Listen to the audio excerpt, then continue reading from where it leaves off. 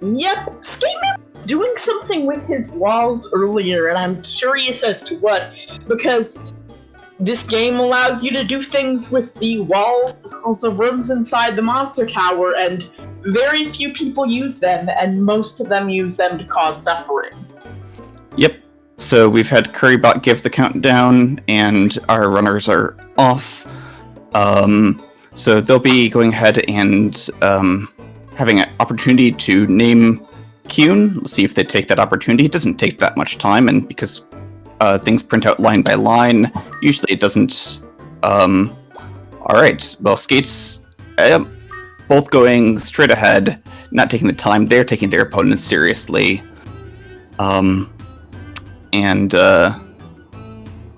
Yeah, looking forward to it.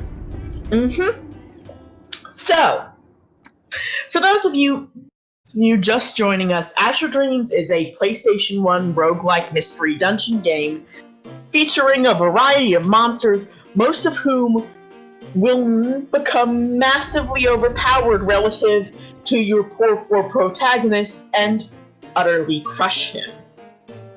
And that's bad. We don't want that to happen. Right.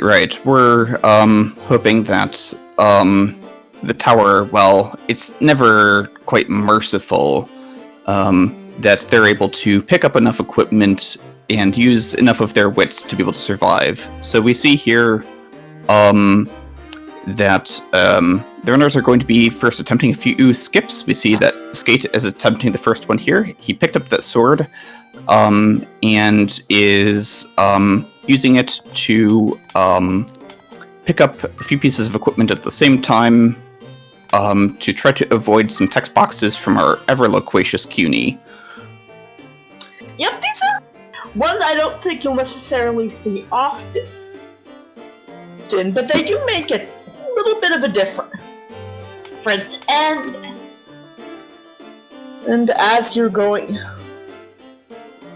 and as you're practicing, it can save just a smidge of time here and there and can be handy. And preparing this as if for an 80% run is one of the reasons why we're not doing the fast tower past this tutorial level content that we've done in previous tournaments.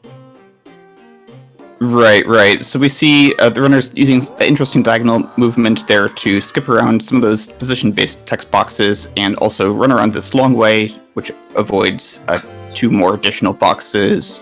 Very nice play from both runners there. But yes, with the randomizer that we're using to seed these towers, because this is a seeded race, both players will have the same tower. And should they exit the tower, which they have the right to do in this particular tournament, they can re-enter within the hour, and that next tower will also match their opponent's next tower if their opponent should also exit. It's as if there were a series of matching towers between the two runner sides. We see Skate picking up a steel sword here, not putting it on. It's a very wise move at this point. Right. You never know if something's going to be cursed and you're going to be stapled to it. Though they do have a decursed scroll. Right. But they might want to be saving that for other things, and also, for example, say a shield. But they also might be thinking about avoiding the status effect that comes with being cursed. While the offensive boost of a steel sword is pretty handy on these early floors, particularly when, like Skateman, you have yet to get that first level because he has not found any monsters. They threw a second floor and nobody came. I like that. We see that czaj here on the left has hit a blind trap. That's always dangerous. As normally you can't attack your familiar, but when you're blind, you can. So we see also, thanks to Tekanu for the shout out. Yes, there's a Game Boy Color version of Azure Dreams, and I did also create a de-randomizer for that game, so you can have seated races there too. Very cool, very cool. Chai being the first one up to floor 3, having fully explored floor 2. These first five floors definitely going to want to amass as much equipment as possible while they still are fighting foes where they generally have the elemental advantage. Using the flame sword attack that they are using. The monsters in the tower scale up pretty fast, but perhaps even more relevant than that. After the first couple of levels, the game expects you to go home, possibly in a body bag, and it tells you this by suddenly having all of the monsters in the tower having the strong position in the elemental triangle against your starting monster and his starting magic. This game does have an elemental triangle. Water beats fire, fire beats wind, wind beats water. No one cares about wind.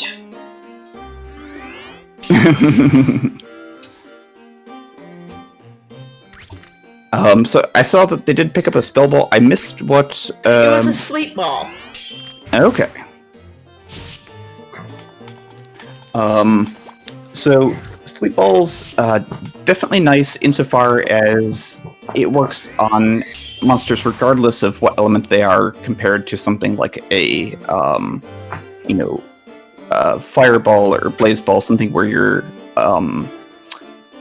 better against wind monsters, but not quite as good against water ones. However, there is a little bit of strategy to using it, that if you're in the same room as a monster or in melee with a monster in a hallway, they will have a 1 in 8 chance of waking up, so definitely worth trying. On Chai's side. We'll eventually see that on Skateman's side, unless something happens to prevent him from finding it. Right, yeah, sudden go-up trap on floor 3 could be a bit of a problem, as they wouldn't have a full chance to explore, although it looks like Chai's gotten... has decided to risk it on the live shield, knowing that he has that decurse scroll. Luckily, it's not cursed, and he gets a nice +1 shield that'll help him breeze through these early floors. Oh, that was a live shield. Live shield +1. Yeah, that boosted his defense by 4, if I recall correctly, which does mean that you're spending a little bit less time perhaps avoiding some encounters, which can actually make you a little bit slower, but those levels can help if you're feeling a little pugnacious and spoiling for a fight. Yep. Oh yes, and as Seraph mentions, of course, it does reflect occasionally some damage back at enemy monsters. I don't quite remember the proc rate. That isn't really reliable or strong enough that you're relying on it, but when it happens, you say to yourself, oh, that's nice. A second steel sword being unveiled on Chai's side. Not going to deal with both of them. Of them. Even though those promise a double victory according to community lore. Yes. So, interested to see what fruit we have here. It's always crazy when you have an early Roche fruit, as rare as that may be. Yeah, and only lava here. Roche fruit is like a Pokeball. It allows you to turn any enemy monster into or friendly monster, for what it's worth, into an egg, just by throwing it at it. And it is exceedingly rare, but with the random power of the monster tower, anything is possible, and so you can live in hope at all times. Yep. That just around the corner is the things you've always wanted, but more often than not, it's just more copper coins. Okay, so I do actually have the proc chances here of the live shield for anyone who's curious. It's a 1 in 4 chance of reflecting damage back, and it looks like it's... I'll try to avoid doing math live for how much it reflects back, but... An amount. That's actually more common than I expected it to be. That's good to know. Czaj is running into his first Manawevas. Those are a monster that is the first harbinger of all of the water. But luckily, they do have a relatively small aggro range and de-aggro range. And so it's possible to lose them, though Czaj was not lucky enough to lose this one when he almost did. Yeah, we've seen runners juking Manawevas in this tournament, and that's always a fun thing to see, just because that wasn't some tech that was really well known. We did see Baldwin use it occasionally in the previous tournament, but to see here these runners, oh yeah, that is a low health CUNY over on Skate's side. Using a fireball. Yep. Could have potentially also just attacked and had CUNY move, since he was at full health himself, to try to take out that balloon. But yeah, people underestimate the damage potential of a balloon, but they've got a fair bit of HP and deal a fair bit for the floor that you first encounter them on. So they're one of the enemies that I least like to see on floor 4. Just, you can't back them up either because they're too light. Who knows? They just float out of your hands. Yep, like a toddler whose butterfingers have just cost him his prize balloon. Or if you trip in Animal Crossing. Ah, I did not know. Is that only with the King Tut mask? No. If you're holding a balloon, you can trip just to lose the balloon. Oh. Wow. Today I learned. Anyway, there are many theories to why balloons can't be picked up, but they can't. Such is life.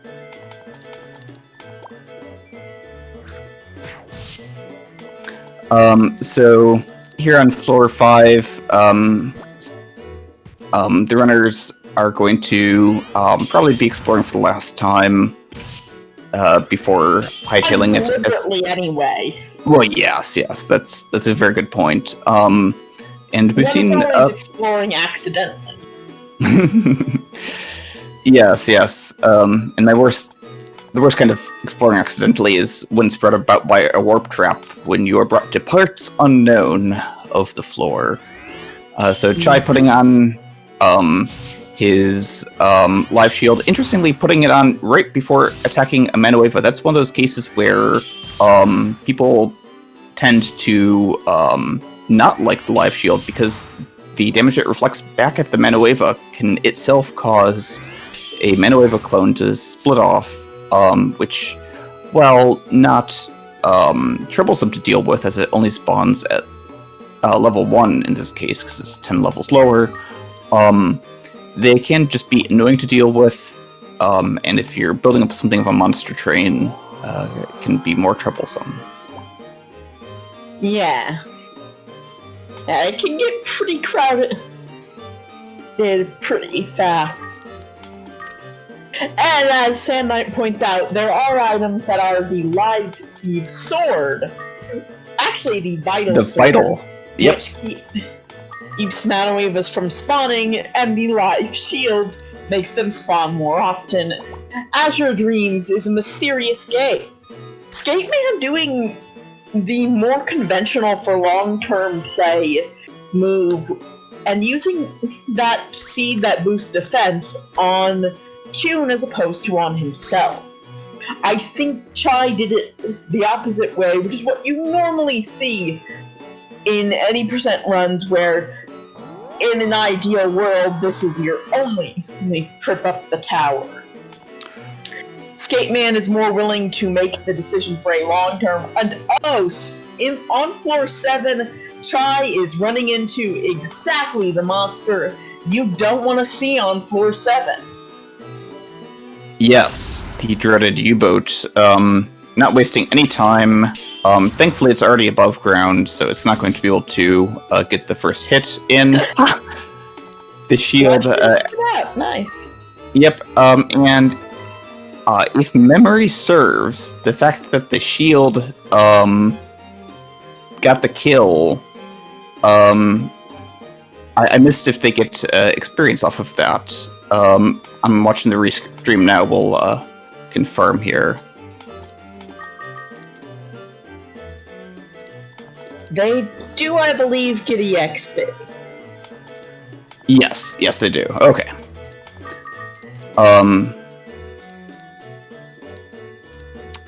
Try looking over his inventory to decide what to do to make room for. I would probably ditch either the Hazak Herb or one of the monster loops, depending on. Yeah, I mean, it depends on if other runners are better than me at actually making good use of the monster loop. I mean, I can usually use it to see kind of on my mini-map if there's a little bit of monsters out of my way, but oftentimes they're spread out and some are going clockwise this way, some are going anti-clockwise the other way, and just makes it difficult to get quite as much use as you might think out of that. Try rotating the camera to see that that's a clown in there that probably triggered that trap of some sort, either a upheaval or a crack. Yeah, it looks like a upheaval to me. Upheaval traps and crack traps. Type. It's a pretty good fight, but I think if it had been a U-boat triggering that trap, he might have just decided to go the other way. Right. Yeah, clowns, while they can deal out a fair bit, they're fairly squishy. Interesting. Chai deciding to leave the decurse behind in favor of that extra medicinal. It means that if he finds a trying to figure out why he can't quite get to that spell ball. It's interesting. I wonder if something was preventing him from accessing that square. I think more likely he might have gotten his controls momentarily just a little bit confused. It looks like he was trying to pick it up rather than walk onto it. Could very well be. And if let's hope that Chai isn't having any controller problems here.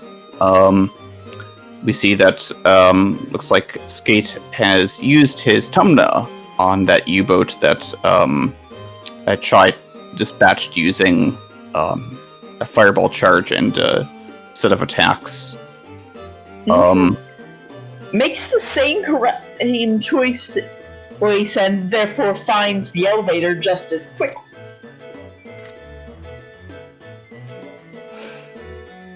Yep. And choosing to get rid of his anti-chaos, it says nothing happened, but CUNY does indeed get some MP back from that, in particular 3 MP back. Chai coming toe-to-toe with this Bloom. I would have probably taken a step back, taken that encounter from the high ground. But with that U-boat in pursuit, that's not a position you want to be in. Chai being really greedy, trying to have 21 items. And that can be a pretty dangerous proposition. Kyun is now stranded in the den of some of the harder enemies that he could possibly be dealing with. Yeah, that's not a position you want to be in, and as we've seen on Chai's side, the elevator does not appear to be directly adjacent to the starting room. So, yeah, not a great position. He can obviously get back and recover. Hopefully. We don't know what will happen between then and there, but it's not a long run, and so odds are pretty good he'll be able to recover Q. He was fiddling with the AI unclear, but I don't know if in the end he decided to go with what is the conventionally correct choice and sending it to AI1 so that Kyun won't go wandering off. Right, yeah,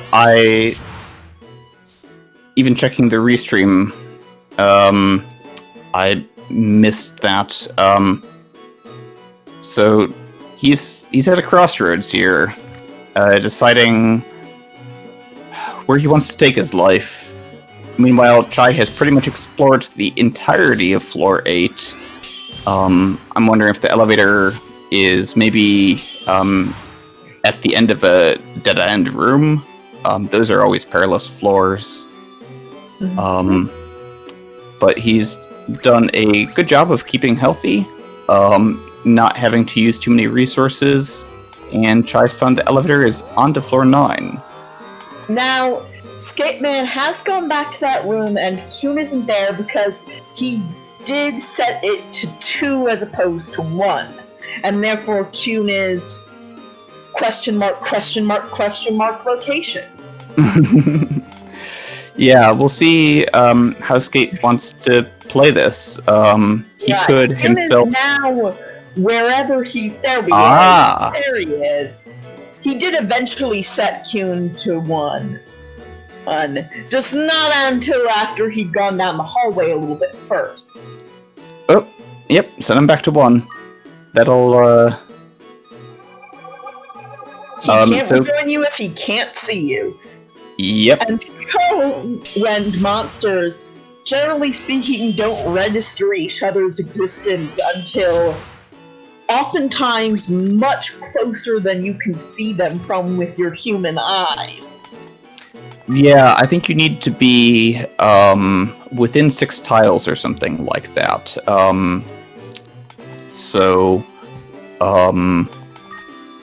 It's... And then, if Kyun is lost and set to AI2, he will traverse through the hallways and rooms very similar to how an enemy monster would. A lot of medicinal herbs this seed. Yeah, healthy seed here. Also, Chai certainly did not spawn into a welcoming place. Well, we know that same welcome committee is going to be waiting for Skate, should he make it to floor 10 as well. But yeah, those medicinals were such that Chai even fed one to CUNY when CUNY was at full health to bump up CUNY's max HP one. That's not something that we see terribly often.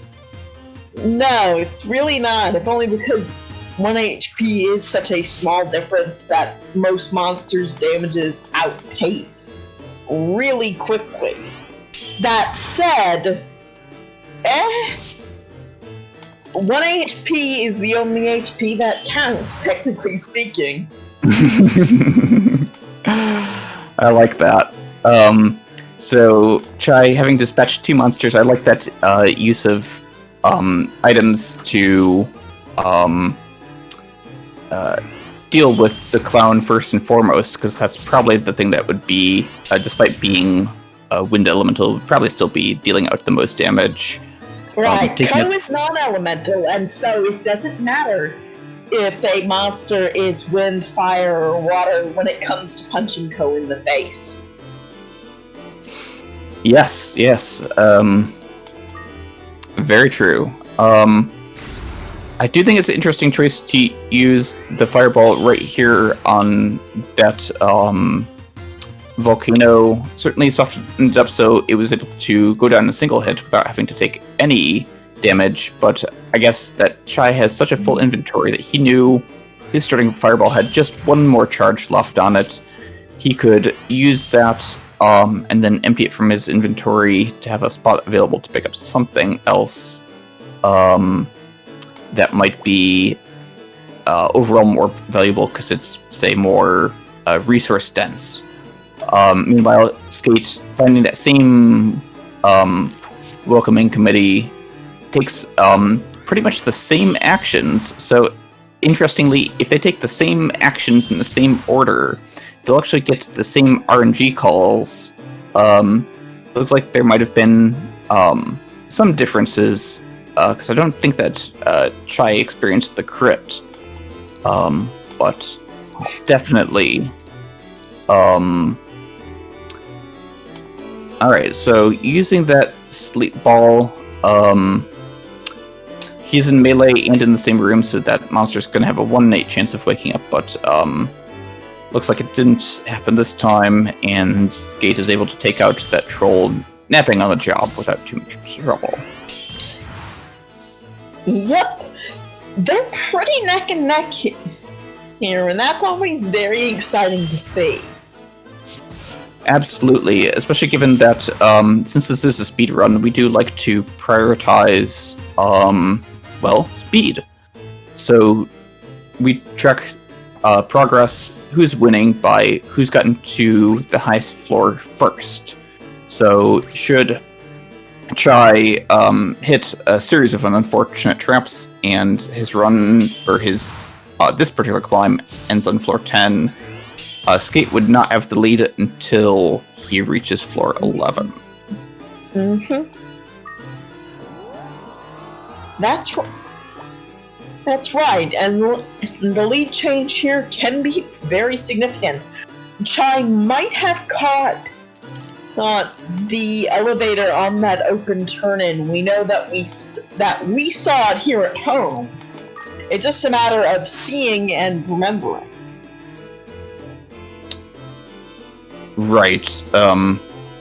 That's honestly one of the best ways to navigate the tower. Obviously, if you see something like the elevator or an egg in that spin-in, because you always spin in from the top left corner of the map over to your eventual destination. I'll put that thought on hold as czaj, ignoring the elevator on floor 12, perhaps exploring to find resources, and in particular the blue collar. Yep, a key item which is only available on the 12th floor that allows you to fuse monsters together. They're to get extra abilities on them, get new spells, change their elemental type, and so on. Yep, and the nice thing about that is, being a key item, as Deme has said, even if they do decide that they're going to take another run at the tower, they will have that blue color available for them without counting against one of their 5 items limited. And to answer a question from Adarsis, yes, the blue color definitely has taken on added importance due to the emergence of water strats. That after I published how the damage scales for the basic flame sword or blizzard sword attack, it was shown that really beyond level 10, 11, thereabouts with CUNY, the increase in CUNY's level, and in particular as a spell level, doesn't really matter that much, and so you can change CUNY off of his fire element to water element, which will stop his spell from leveling up, but mean that you will have a water spell. And that has neutral damage against a great number of monsters in the tower, and advantage against a great number more. It does mean that you have to keep in mind, a warp trap. That's not good, and it might cut his exploration off short. He kind of has to decide whether or not he's going to keep exploring. Czaj is feeling, I think, looks like he's feeling very brave and very lucky today, to start exploring to begin with. But it looks like he is trying to judge his safety well in advance, not take any risks. Blue collar is nice, but not as nice as still having a monster to use it with. Absolutely true. You can see that as he was turning his camera, you could catch just a little glimpse of the blue color in that room next to the elevator. But tiptoe as he might, he knows that with every step, monsters could be closing in on his poor, vulnerable CUNY. Specifically that volcano that we saw. Or at least that you can catch a tiny glimpse of its little blue feet. And it looks like there's yet another warp trap here on the 13th floor, but he's used the trap loop and so knows it is there. Yes. Speaking of using loops... Different trap. Whoa.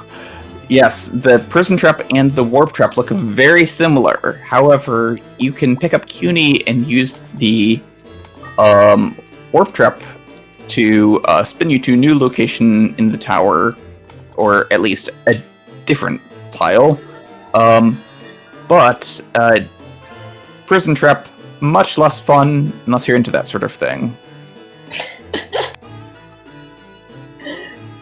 I think the potential of the prison trap is relatively low, unless you like monsters.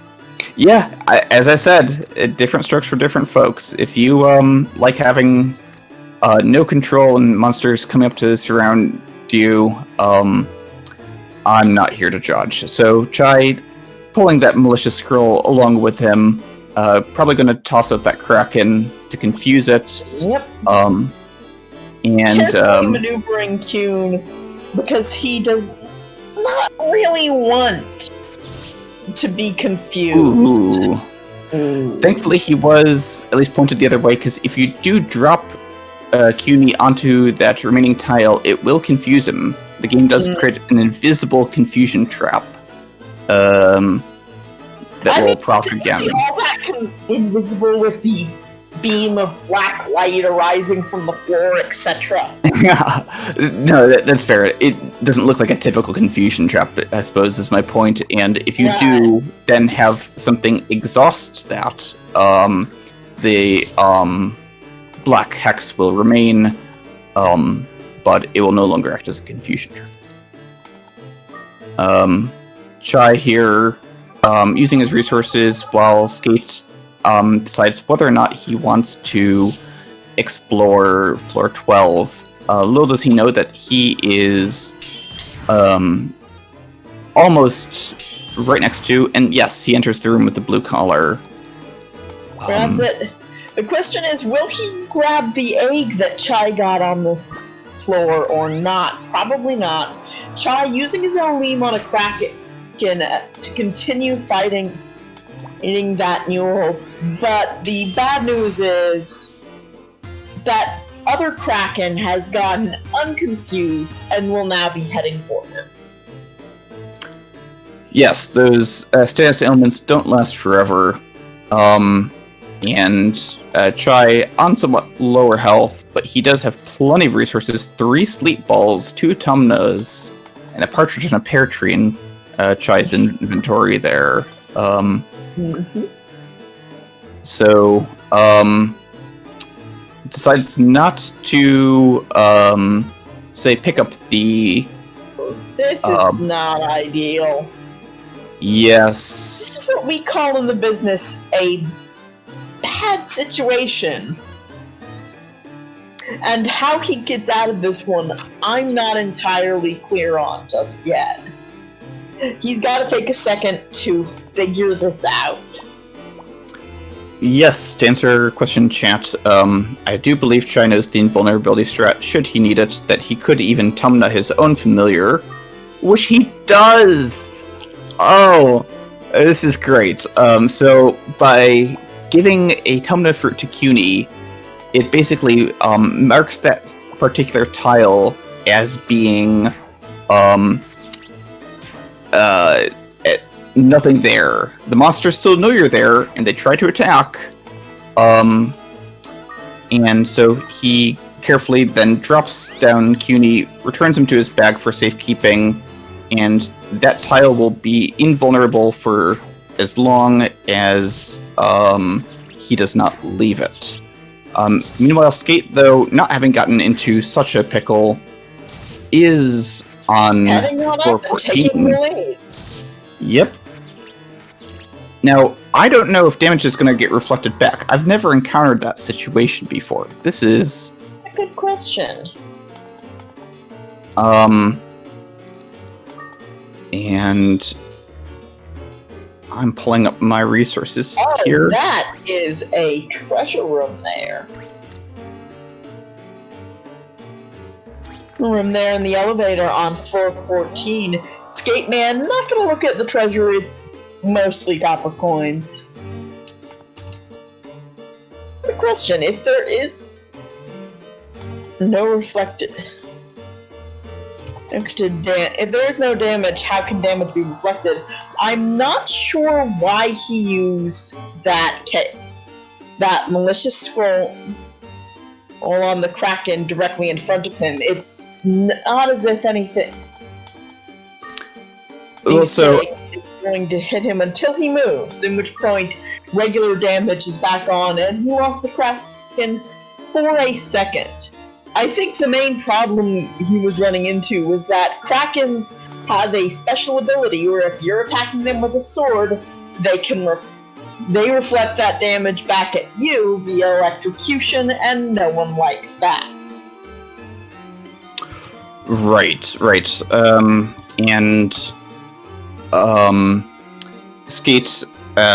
might have been hoping that the confused Kraken might have wandered off. I think that's why he let some turns pass. Otherwise, I would have thought he would have tried to book it, because he could go through the diagonal. If you didn't have that diagonal available, you cannot push a Kraken, which is a rarely used, but often, or occasionally useful, I'll say, option. Meanwhile, Skate, let's not forget about him. He's exploring floor 17. Ooh, I think those could... Definitely a Manoeva is my money. And it's the one he didn't want it to be. And he didn't have a great way of checking that due to the trap and that ball being out. I would say go with the surefire thing, Tumna, Olim, something along those lines. I would lean if you're going to be using get rid of a monster item like that, because the Tumna you could always use for the invulnerability strap, but there's not really something quite like that with the Olim fruit, unless you want to get rid of your monster. I don't even think Kyun will take it. That is true, yes. You are giving up that option if Skate is aware of it. Meanwhile, we see czaj hatching his egg, and it was funny seeing Cuny bouncing in the background as a frog. We'll find out in a moment what that egg is. Yep, on this floor, having been found on floor 12, it could be something pretty nice. It is a griffin, which is not bad. It's not the nicest thing in the world, but if something happens to Kyun, the griffin is a perfectly serviceable replacement Kyun for this run up the tower. Sure. So, status balls are a little bit less valuable against, especially like a sleep ball when you're in a room or in melee with a picket, just because they take 2 turns for every 1 turn Ko takes, as if they have a permanent Mahel seed in them. And that means they've got... That is another Manoeva right there. You can tell because there is never a real item in the doorway. Except for very rare cases, like the ones that can cause items to spawn on top of walls and in the void, places like that. Okay, fair enough. But if it's just in a regular doorway and it's next to a regular item, $1 to donuts, it's a Manoeva an outfit. God. Manoevas reoccur throughout the tower and can be pretty unpleasant. And every time you encounter them, picking up a new trick, czaj trying to just take the hits and reach that elevator. Now, if you wanted to use up more of that blaze ball, that is certainly a possibility, and he has since managed to catch up, or very nearly catch up to Skateman. Man, landing on to floor 16, having a bit of an easier time getting up, if I recall correctly. Yeah, I mean, Skate did go pretty quickly from 14 to 17, and czaj has done the same. I think that they probably took the same directions and found the elevator with equal speed. Yeah. Looks like Skateman is going for those water strats. Or Stratch, that egg is the Pulimp egg he got at the very beginning of the tower, and now that he has a little chance to hatch it, he is going to do so. Right, because he's getting 10/11ths of the maximum possible spell damage out of his CUNY, so leveling it up again to 11/12, the difference is minuscule. So yep, it's like a 0.02 difference. Which, of course, this game generally just drops those decimals. So but very unlikely to be especially useful. It's not nothing. Yep. It's also not something. So here, czaj. Mana Weaver run. Yep, he is. But he is not going to think about which it is. That is, I think, the right call, because he would run into that trap and run into the same problem. Yep, and he finds the elevator sooner as a result of that. I like that play. Now, here he goes, juking that Menueva, knowing that it needs to be within 2 squares to aggro. Czaj is up to 18 and has nearly caught up to Skate, who's on 19. Yep. They are about to hit Viper Town, one of the more menacing areas of the Monster Tower. But that's not here, and so right now they're dealing with Arachnes, one of the more menacing monsters of the tower. Although there's something pretty much on every floor after this point that is one of the more menacing things in the tower. The menace has started, and it will not stop. Can't stop. There's a little bit of a relief period on those fire floors. Skateman getting in a rare usage of that recovery ball because it can only recover for your familiar's HP unless you set up an elaborate series of things. That's probably a waste of time and resources. It's not something you see every day, and a lot of runners, including myself, will sometimes just skip it if you find enough better things. But here it does at least provide a little bit of a useful boost. I would probably knock out the sleeping wee dog and just head the other way if I were Skateman. They are, I think, fire, if I recall correctly. And while they are fairly strong attackers, defensively they're not much to write home about, and so it'd be pretty viable to take a couple of hits on that sleeping one and call it a day before it wakes up and starts moving. Oh, and he has water sword, that's right. So that's even better for him.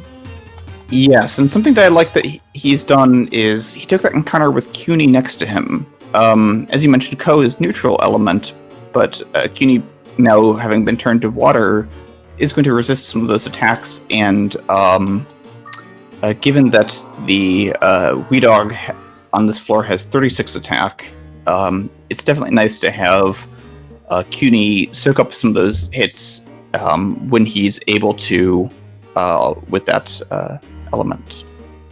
Mm-hmm. Looks like the elevator is not far away on floor 20, getting him up to 21 without any difficulty, glimpsing at some of the new monsters in this area. Yes, and I am sorry to say, but both of our runners are... Oh, well, czaj's faked me out, but Skate has at least entered Viper Town, and czaj is following close behind. They've got such nice tourism literature. You'd think that they'd be more welcoming, but the mayor of Viper Town, famously a very dapper fellow, but looks don't mean everything. Right. We are, of course, joking about this region because, number one, we came up with a name for it and therefore must use that name. It is part of the contract that makes us a community. And number two, Vipers are alarmingly threatening for the floor you find them on. They can weaken your attacking power, but mostly they just hit really, really, really hard. Absolutely. And Skate's rocketing it up to 39 here. Compared to the Wee Dog, which has 36 attack, Vipers have 39. And generally, unless you change the element of CUNY or run with a different familiar, they're going to have the elemental advantage on you. Fortunately for Skate, he does have a water CUNY, so at least that is a neutral interaction. At just over 3/4 of the way through this race, I think that our runners have done a fabulous job getting up to 21, 22, and showing no signs of stopping. Yep. They have the resources to go quite a ways further. I'm going to be right back. A small emergency has arisen. It won't be more than a second. Very good. I suppose I shouldn't say that emergencies are very good, but at least the smallness of the emergency, that is, of course, very good.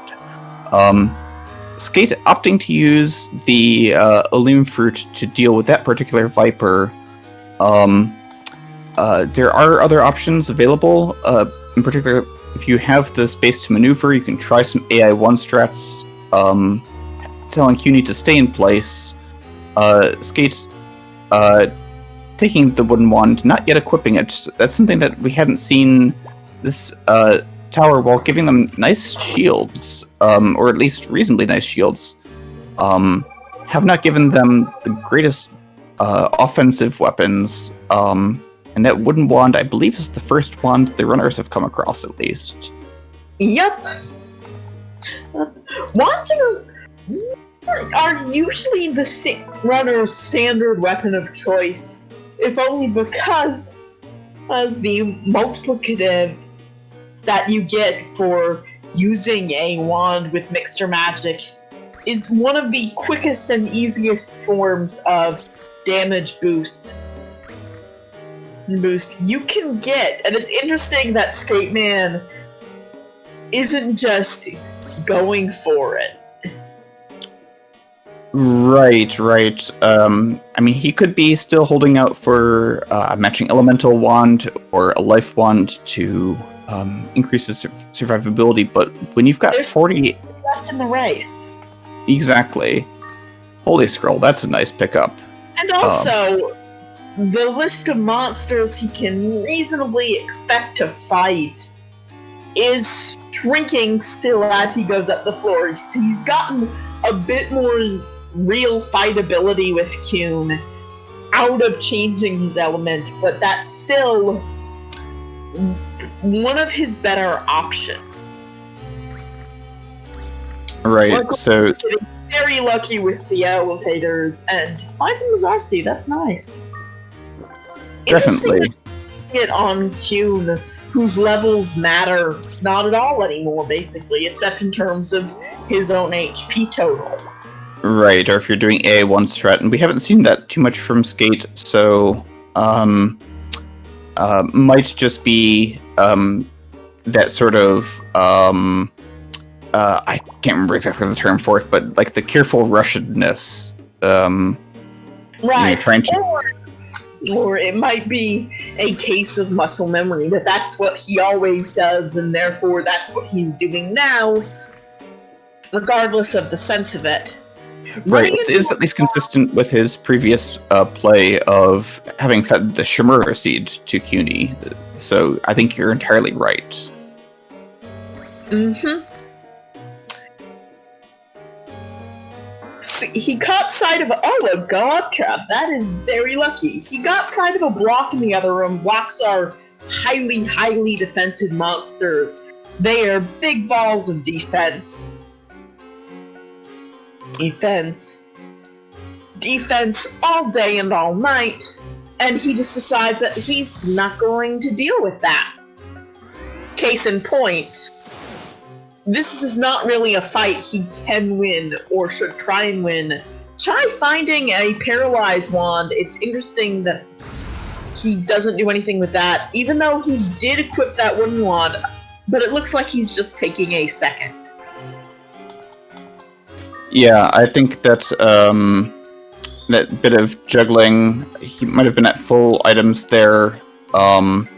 We've seen that czaj definitely has wanted to be as greedy as possible, even carrying items with him for a while to try to essentially get a 21st item in his inventory. A Brung, but also a Mandara, which rather yeah. Brungs are basically a gacha machine in the world of Azure Dreams and can give you items that you basically can't expect to find anywhere else, and that's great. But in order to really take advantage of them, they kind of have to be the only thing left alive. Czaj ran into that Viper, and that's gotta hurt. That's about half of his health gone in the blink of an eye. Putting it to sleep, getting the carry, and now has to throw it out to another side of the room and hope that it doesn't wake up and start heading his way again. Or if it does, that the lead he got by doing so lasts long enough. Speaking of taking big damage, both CUNY and Ko have taken a powerful 38 damage hit from that Mandara, with only one tactic so far having gone off.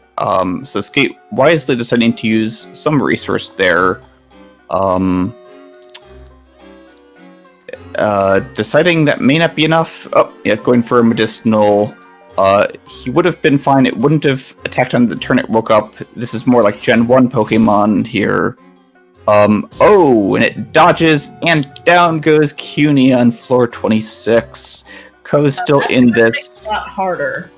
Junkyard Dave is asking if wands like the life, money, or paralyzed wand have an element, and the answer is no. Though they will still have the element of the spell you're using associated, but they won't be giving you any sort of sane element bonus because that is a thing.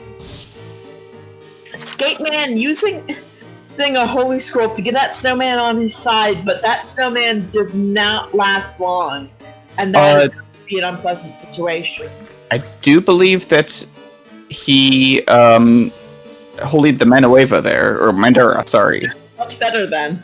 I was a little bit worried based on what I was seeing happening, but that is at least the better option. But there is another one of those coming right down that hallway, and what is he going to do about that is the question, and the answer is just walk the other way.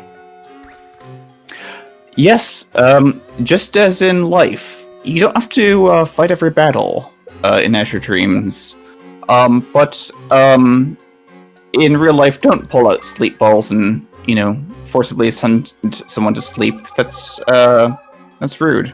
That's called roofing, and it is illegal. Yes, we don't go for that here. So let's see if finds that wrong while it is the only thing in the room, and so he might decide to take advantage of it, or he might decide that this is not enough time. He does have that zero. That is, I think, probably the weirder way to handle this situation, and one that doesn't work and also uses up sleep ball charge. Yep, we'll see if he reconsiders now, because he could throw some items into that barong.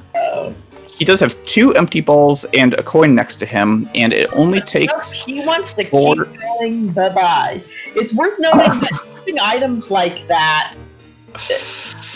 Did he just try an Aleem and it ate it? Yes, that is correct. And he gets a good luck seed, which he eats, and it is promptly wiped away, because Ko's luck works completely differently. This is... he definitely gets the pickup there, but that was a more costly encounter than I think he was expecting, and we see some camera spins and frustration as he sees monsters in every other direction. One thing to make note of when you're thinking about dealing with a barong is that not only do you get random items from throwing items at it, but that also drains its MP, and within a few throws, it's going to just collapse and become dead to the world. Right, and damage to out-damage it. More monsters are coming. This is going to be a regrettable state of affairs. Yes, I sadly must agree with you there. Down to 1 HP. He does have a medicinal, but that'll only buy him an extra hit or so. Yep, he will not be able to take 1 more hit, and down goes Ko on 26 for Skate. Yep.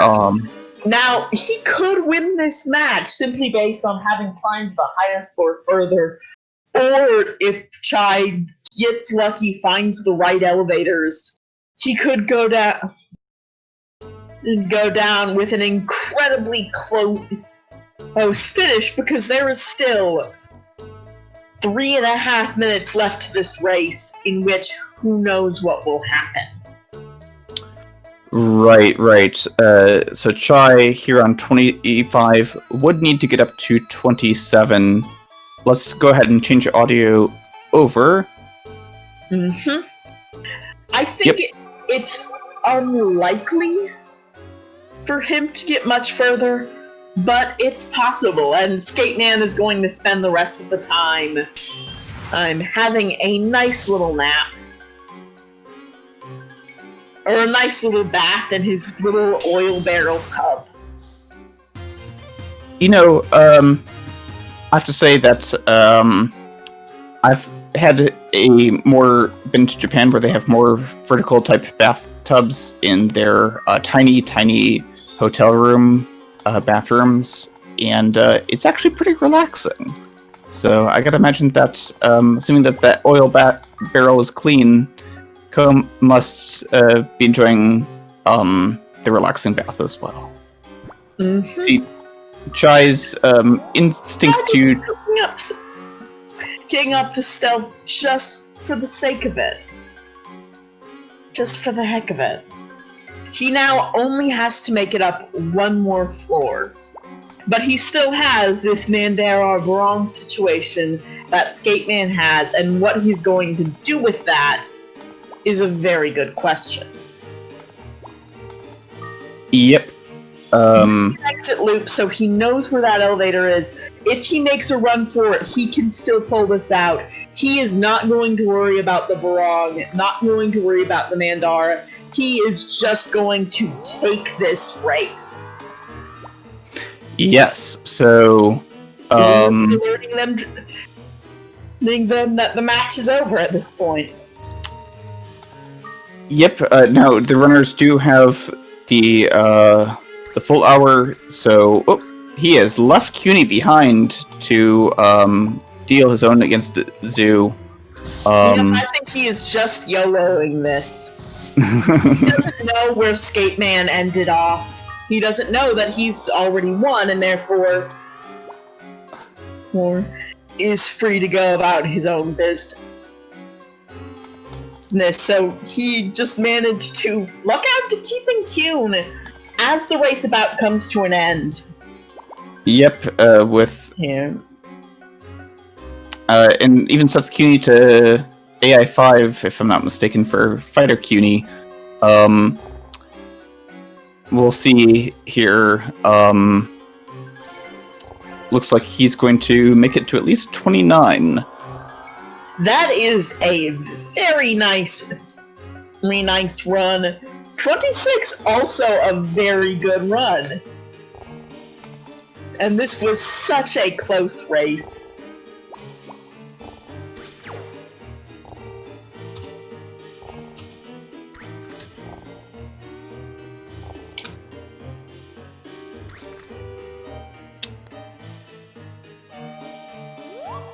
Yes, and we even see the Manowave unashamedly turning itself into a coin. It heard that there's a coin shortage, and was trying to do its part to help.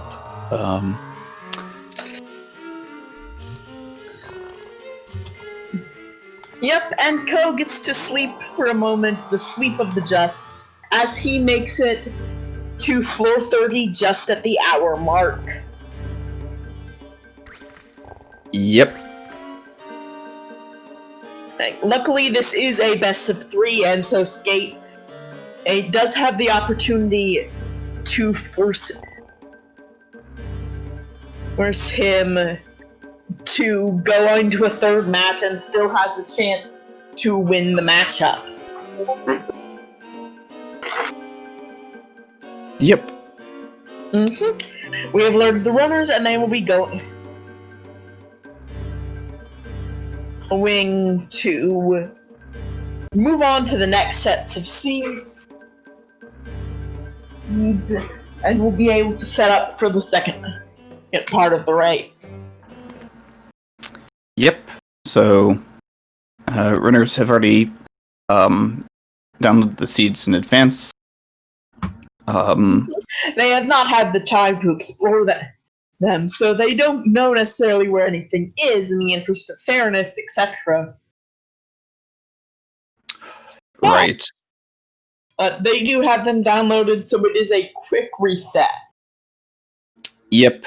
I'm hoping one day to add a feature to build 3 seeds into a single file. But you know, I've got other things like work, so Yeah. we'll see that eventually, I'm sure. So we'll go ahead and validate that seed. Looks good on Chai's side, or Skate's side, sorry. Yep. I'll let him know that his seed has been verified and that he can proceed. Yep. Okay. So we won't have a floor 40 equals automatic bracket win clause. That said, whoever reaches 41st is the winner by default in a race like this, because there's no going higher than 40. at least not without using some of the other random. That is right. We do have you have packed a lot of features into that randomizer, including more tower floors and also access to the fabled second tower, which also has more floors but gets kind of wonky as it goes on. Because it was never really finished to a point of completion, and so exists, still lurking in the game's files, an incredibly massive bit of cut content that explains some of the weirder stuff in this game. Not all of it, because this game has a lot of weird stuff, but some of it. Alright. Exactly correct.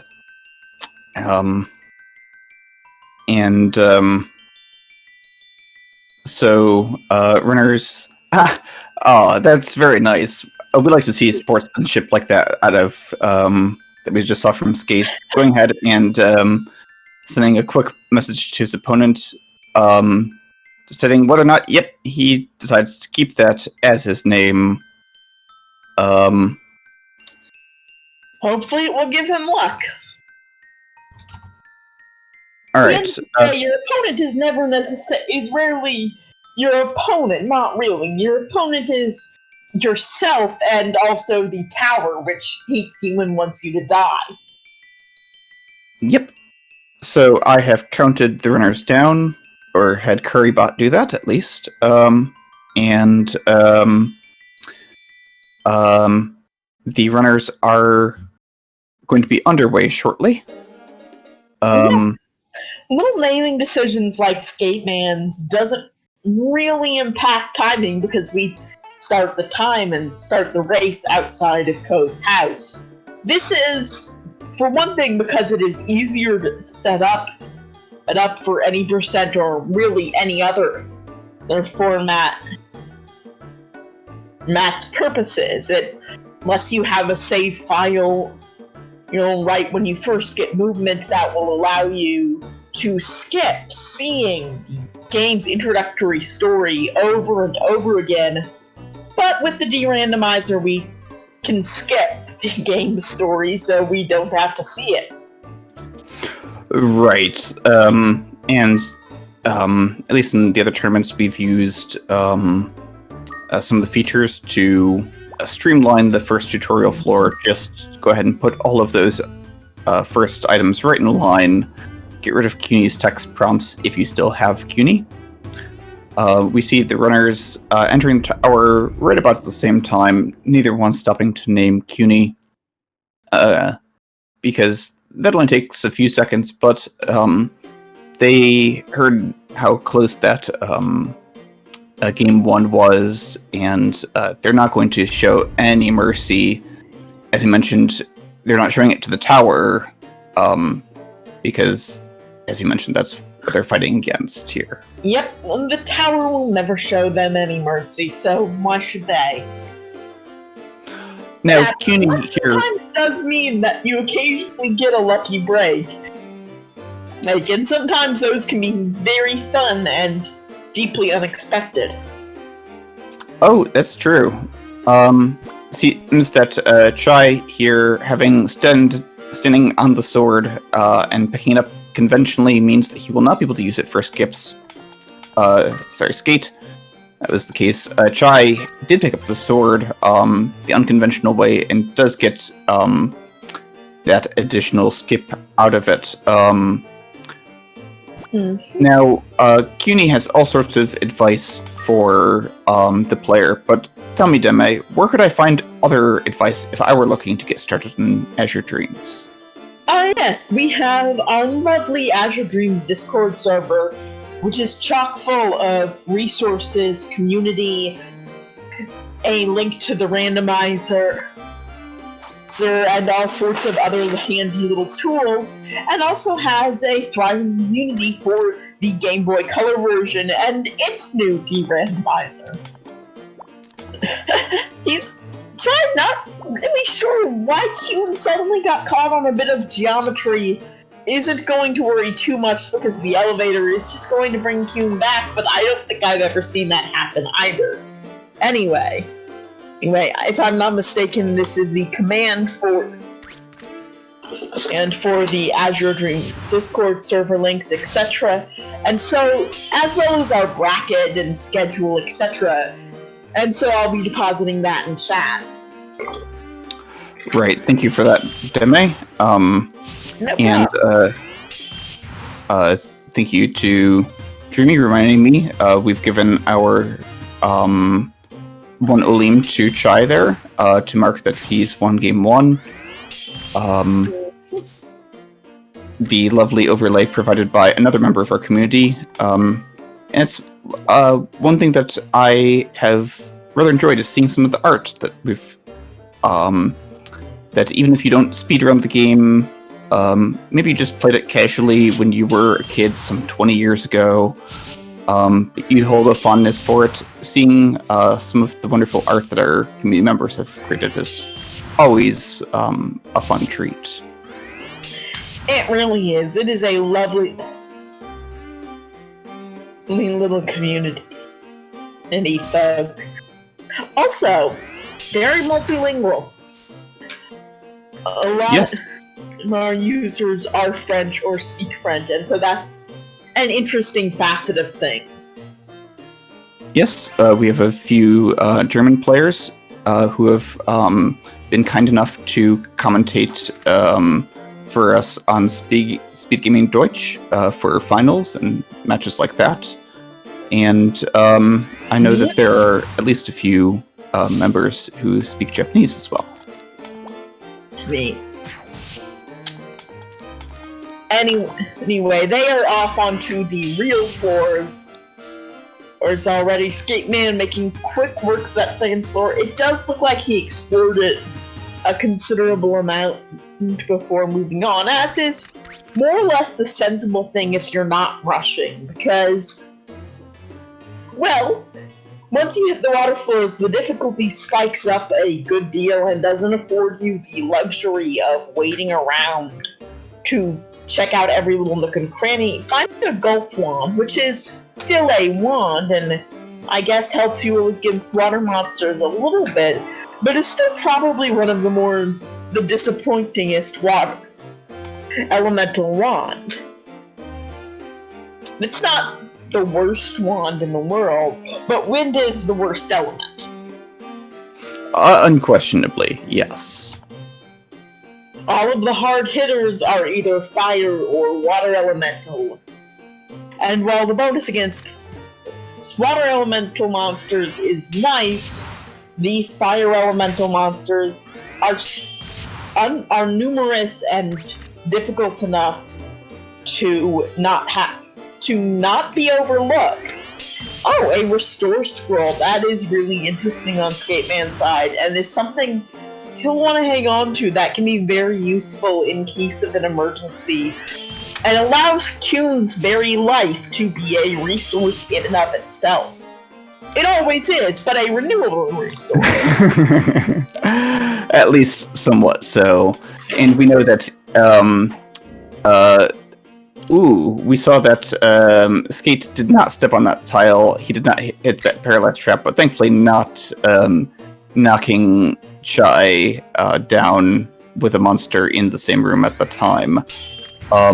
Yep. One of the worst things that can happen in a multi-entry tree race like this is dying on an early floor and thus sort of hitting a loop where your Q isn't high level enough to make mincemeat of the early floors, and you don't have any gear, because when you die in the tower, you die in real life. I mean, you lose all your stuff. You don't die in real life, more or less the opposite of that. Yes, in real life, you just maybe put your head into your hands for a moment, have a big laugh, depending on exactly how it went, and a lot of fan lore as to how exactly Ko ends up getting back. But interesting note that we have had a lead change here, technically. Czaj being the first to move on to floor 4, where Skate was the first on floor 3. Yep, in my elaborate setup here, I've got my personal timer, my tracker for which floor they're going on, who's arrived on which floor first. That's an unusual little bit of layout right there, with the different elevations making it a little bit confusing. Yes, the perspectives can definitely be an issue. But one of the things that won't lead you astray is the minimap.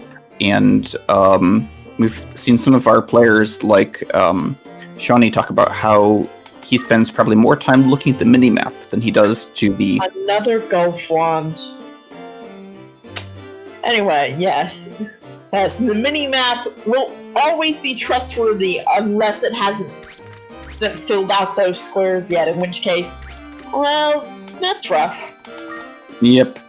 It can even help you identify mana wave, but if a mana wave has turned into an item, and you see it in the room, it'll look like an item, but if you step outside the room, it will no longer be rendered as such, and you can very easily tell, yes, this was, Czaj looked like he was trying to abuse Master AI. I think he'll be able to get away from the flame if he takes a step forward. Oh. But he's going to put Kuhn down. Was probably thinking to get a hit off on the flame this way, and is going to deal with the cyclone. And the flame, luckily, does not notice him, and just continues on its merry way. Yes, because aggroing is based on Ko, except for, cases of melee or being in the room. And so the fact that CUNY was within 3, which is the aggro pickup range, distance they gain aggro at, was not a problem, because CUNY's CUNY and Ko's Ko. Yep. Skateman also taking that pause to both, I think, look around, but maybe also a moment in which he got to be a little bit perplexed. Not quite remembering that mana weavers don't do that on this floor. They only do that on later runs, but I think every Azure Dreams runner builds up a certain, wait a second, this could be a mana weaver instinct for when they see 2 items that are the same lying side by side. A Scarlet Wand, now that is what we're talking about. Oh yeah, that's a big find. Back to mana weavers for just a moment. I mean, I have the same thing myself. If I see 2 pairs of scissors on the floor, I'm definitely like, yeah, one of those is a mana weaver. Even if I'm only on the 2nd floor or 3rd floor of the apartment complex, I don't take any chances. But Scarlet Wand, definitely big pickup there, because that wand damage bonus plus the same type attack bonus, or same element attack bonus, means that czaj will be able to dish out quite a bit more damage. Picking up a light seed, what he might do with that if he has the opportunity or time, what he's probably picking it up to do is throw it at a water monster to change its element to fire and thus get a little bit more attack in against it. It's a handy little trick, though not one you'll find opportunity to use all the time. And if you're running low on inventory space, probably not worth or spending a slot on. Interesting that he's just going to leave the pita fruit there, running into a momentary bit of confusion about what to do with his inventory full with that streamline, in case he wants to use water cunes for often, in case he gets that opportunity. But as I was saying, it's interesting that he leaves that pita fruit behind. Even if he doesn't pick it up, he could feed it to Kuhn right then and there and get at least some bonus from it.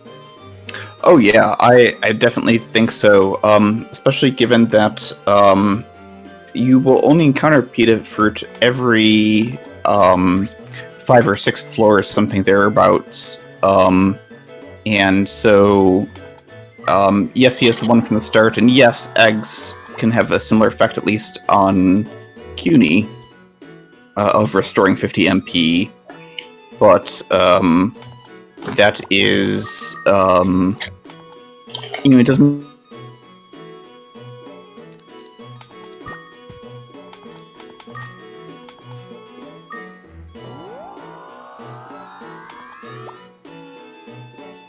Take that, shall we, long? Yeah. And I think I have... Okay, I'm glad I have you back here with me. I wasn't sure quite what was happening. Yeah, I think whether it was my internet or the stream or etc. And so it's nice to know what's going on where. Yep. And I think we're in different geographies, so maybe the internet had a hiccup there, or maybe it was just something related to Twitch or something. In any case, we are all good.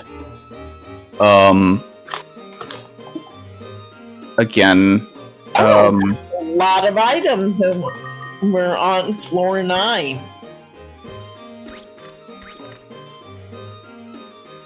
And star glasses are always nice. This is a pretty benevolent tower. You've gotten all the elemental wands.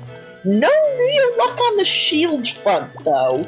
Though maybe there was something on an earlier floor that Chai didn't see. And you will find out as Skateman goes through those same floors. Right, although I think Skate will probably be inclined to take that very quick floor set of an elevator that we saw. Absolutely. We see Chai's inventory busting at the seams, his pockets, unable to hold more. He just starts feeding herbs to CUNY for the 3 MP bonus. That Olim, however, definitely a nice thing to keep. Yep, that repel ball, not worth the inventory space. Right, while there are a couple of monster... Well, okay, for one, of course, any monster using a spell is more likely to put code than tune, and that's not terribly worthwhile. Looks like Chai is going to get the little defense bonus of that copper shield, but it is at least a slightly better shield, and that'll serve him somewhat anyway. Yeah, it works. It works. Oh. Setting not to hit that trap for 8xp, where we saw Skate every opportunity, even on some of the higher floors, Skate would go ahead and hit any traps he uncovered, get that little bit of XP. Oh, a blinder trap right by the elevator. Oh, that is a scary proposition. I would not want to do that. I would want to wait and wait it out. So that way, number one, you could get those clues from the scroll-in. And also, you could not be completely helpless into whatever situation you spawn into. Right. As it so happens, it was alright. We see Chai setting how he wants to navigate this particular situation. Chai is a little bit quicker than some runners to pick up CUNY. And when CUNY's in your hands, you do have a few options foreclosed to you and a few more options available. Right.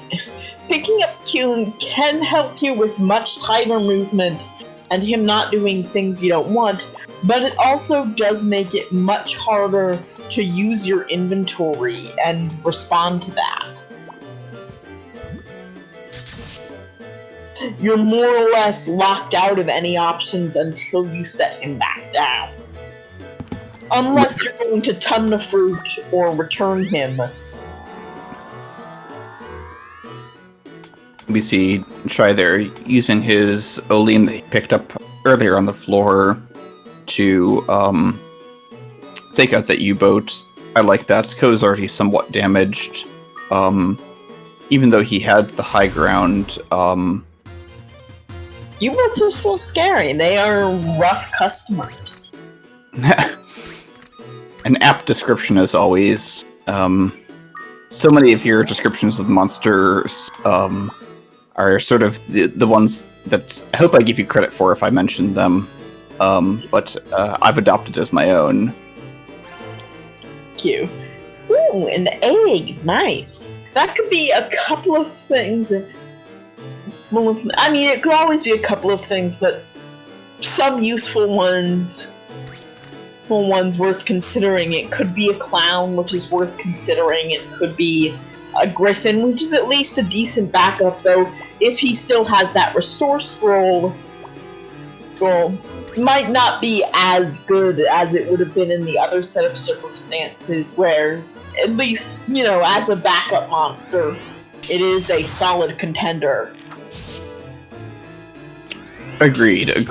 Although that we've seen that... Could it possibly be that would be actually beneficial? Because some monsters are not... Well, there's U-boats. It could probably be a U-boat, right? I am checking my list now, I definitely know that it has a small but possible chance of being a Garuda. Which is one of the more broken monsters in this game. And you wouldn't know it by looking at it. And for a long time, I think, well, for a long time, relative to a year-old community, but for a 20-year-old game. Oh, no, I am mistaken. On floor 10, it cannot yet be a Garuda. It could be a clown, U-boat, balloon. A balloon and cyclone are tied for most likely. Could also be Dreamin', Bloom, Volcano, or Wave. Cyclone on floor 10, huh? At least on that than I thought so. Yep, at least if my chart is at all accurate. Of course, it could be completely wrong. But I think it's... Anyway, Chai taking some licks here and going to have to use a fireball, going to have to use some resource of getting out of that fight before the volcano utterly rips him apart. Oh, that is mean. Yeah. Taking him while he's down. Speaking of things that are mean, this situation is not looking terribly kind to Skate here on the right. He's deciding to use an Olim on one of the U-boat. But yes. Since Olims are only good for one shot, he still has another U-boat in front of him. Yes, and the fireball does not kill. CUNY's taken 2 hits now, down to 11 health. He could probably afford a hit from that clown, maybe? But I would have been tempted rather than using... Surprisingly hard. I would be very scared of not using, say, a medicinal herb there. But luckily, he does manage to precisely get rid of that U-boat before it utterly demolishes him. Right, and Chai has woken back up from that dream, which had put him to sleep. If you're not keeping track of Kuhn's HP, of Kuhn's MP, the threat of a dream can get up rather significantly. Because this is around a point where if you've been doing a decent number of fights, Kuhn will probably be running very low, and if left to defend you, Kuhn can run out of MP and you can just be boned. Correct. So we see Skate using his Restore Scroll. I definitely think this would be a great time to pop one of those pitas into CUNY just to he's at 49, so the pita would fully fit in just before. Yep.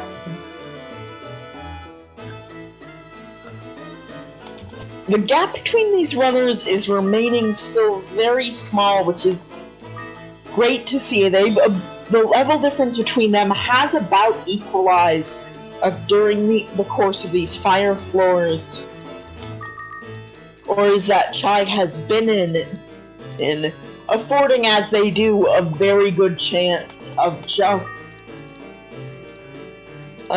not leveling yourself up a little bit before the big stretch is up ahead and taking a little advantage of the situation at hand to explore and deal with other things. Correct. But one of the things that we will see as a difference going forward is, of course, Chai is rocking the Scarlet Wand, where Skate did not have the opportunity to pick that up, and is making do with the Golf Wand, not getting that same type of attack bonus. Right, and Chai also still, I think, has that Stream Wand, and he might be hoping for the opportunity to switch which wand he's using. Which would definitely explain why he was used a flame ball charge on that U-boat rather than going for the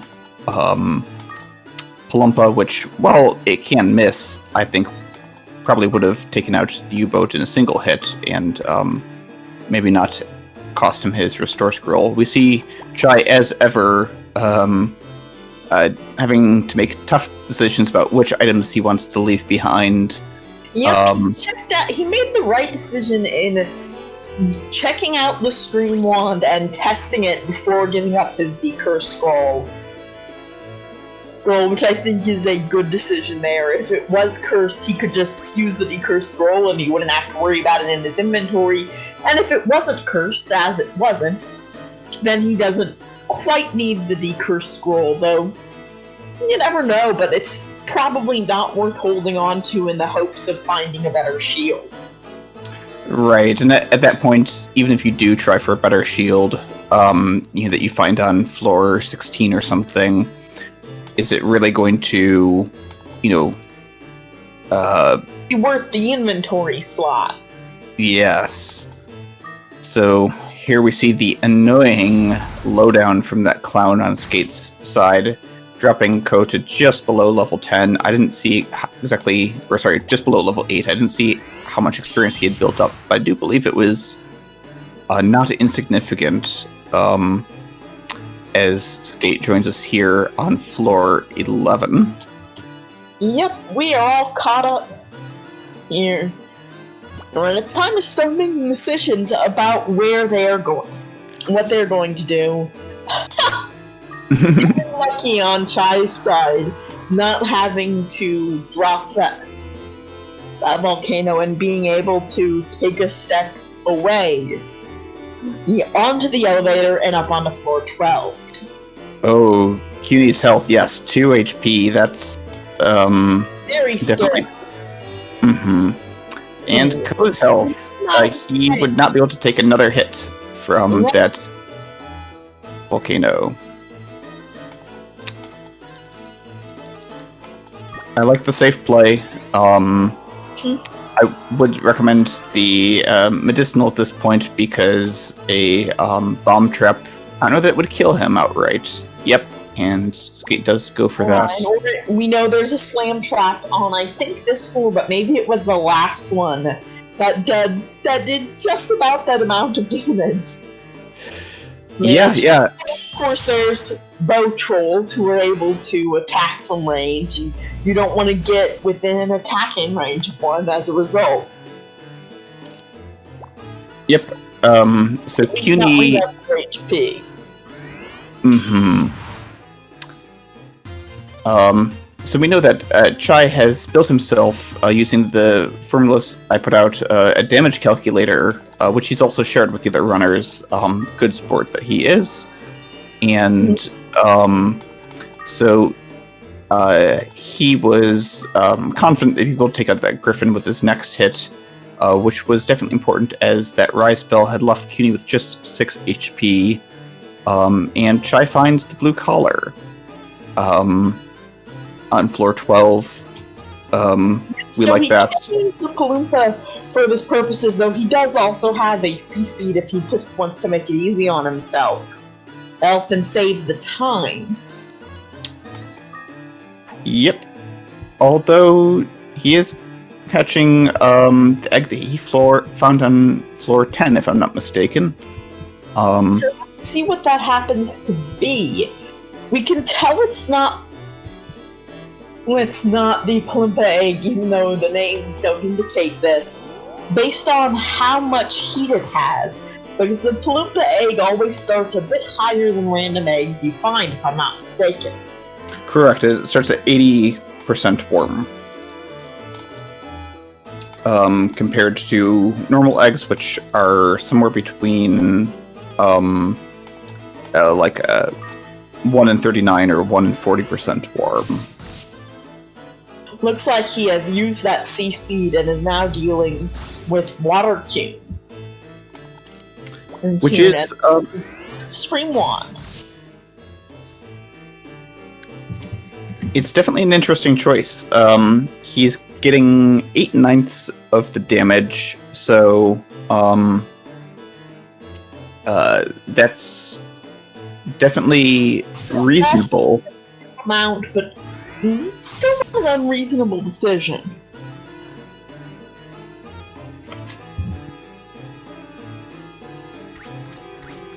And certainly welcome heading into the den of krakens and mules, which are not the worst. Mules aren't the worst water monster, but they can be just a little bit obnoxious, and oof, that is a big hit. Yeah. Thankfully. Ooh, that is close. Ugh. He does have his eggs, which he could, chuck as an egg bomb. That's definitely an option. Low on options otherwise, and that's a rough thing to deal with. Yep. So, balloon. Oh, it was definitely enough. I was paying so close of attention to Skate's side. I missed whether Chai finished hatching the egg and if he found out that he has a balloon egg in his inventory or not. I don't know. I guess we will see when he opens up his inventory next time. Luckily, he is finding that elevator very quickly. And so is moving up on to maybe one of the last little breaks. Ooh, that is a lucky spawn. Ooh. Down goes Skate on floor 12. Oh, that is rough, and he is losing his gear. But the good news is that he did at least last long enough for Kuhn to pick up quite a few levels that will help make his re-entry a bit easier than it could otherwise be. Correct, and while Chai has been going quick, hitting floor 16 at around 31 minutes in, It's not insurmountable. Yes. We've something more to happen to Chai. Correct. And we do know that the towers will be different now. And could also have different luck as a result of that. Chai or Skate could find himself a nice elemental wand that he had been missing this all time. He could also find, say, a better shield than anything Chai found. We don't know what the future has in store. Oh, the anxiety. Luckily, we're not going to see. It doesn't look like either of those coins was Mana Weaver, which is interesting, but I don't really know necessarily how the time works. Chai is getting very lucky with these elevator spawns. Being able to see what these things are. Garuda is no longer quite such an easy kill as they were before when he still had Fire Kuhn. That's the disadvantage of changing Kuhn's element is what is especially threatening changes. Blocks, for example, go from you can take that pretty alright with Fire Kuhn to, well, you're not doing any damage. Give it up with Water Kuhn. Yeah, pretty much. We see they're coming to a dead end. It is always interesting to see whether runners know these first floor layouts or not. Sometimes, even if they know the layout, they could be... And doesn't necessarily mean that they don't know that it's a dead end, though I think the way Skateman was moving about that room suggested that he was checking to make sure there was some other way out of it. But if you know your first floor layouts, you would know there wasn't one, but loot can be around any corner, and I think you don't really want to leave the first floor until you've at least gotten some EXP under your belt. because things after it become much harder. On re-entry, you no longer have a second floor full of things, and so you go from floor 1 to floor 3 pretty much. Yep, with all the cyclones and flames that entails. And we see, I'm not quite sure what China's going to use that coin for. I think he's putting it down to be able to have something for Picket to steal, perhaps. That if he needs to engage a Picket and the Picket attempts to steal, if you are standing on an item, the Picket will steal that item that you're standing on, rather than... This is a moment where you can tell whether or not they know their first floor layouts, because they can just walk through those bushes. The diagonals aren't blocked there, and you can explore what's on these various areas around that first room and save yourself a bit of time. Correct. You just need to find that particular point at which you can slip through. We'll see if Skate decides to fight Gush, decides not to. That's definitely going to save a little bit of time, but deny the opportunity to get a Wind Crystal. Skate's not sure what to do with the unusual but fixed second floor. The second floor after your first entry will always be the same. It will always have only that elevator in the upper right, unless of course you are on an egg. Yes, which is something that you are not normally able to find on the first set of floors on your first entry. The first you'll be able to find an egg, I believe, is floor 6. Just due to how egg luck works out. And Skate getting some nice luck here, finding a wand that'll at least increase his damage output a decent bit, whereas czaj is tiptoeing through his way through Viper Town, trying not to wake the friendly or not so friendly residents. And don't you just hate it when you're trying to sneak through somewhere and you step on an upheaval trap? Ugh. Yep, luckily that does not block his way out of the room, and so he can continue his sneaking along the way. Yep. Not even checking that crystal. Probably a wind crystal if you don't have 2 in your inventory. The floor does have a 1 in 4 chance of adding an extra 1. Try popping a fire crystal. Definitely a good option against a wind type monster like this unicorn. Who, while not necessarily the heaviest damage dealer or the tankiest wind monster, is still at least a little worth considering as a threat when you're running a water cube. It's still a bit more of a nuisance value monster, one that makes it harder to deal with, say, that Viper there. And that unicorn could have blinded him, and that Viper could have come up and smacked him around. Skateman picking up a Scarlet one. Good for him. Yes. As he's still running a Fire Cune, that's definitely going to be a boon to him. Yep, yes. And that'll about cover him for damage up until he hits the water floor. That will let him pretty much end any fight he wants to. And that will be very handy.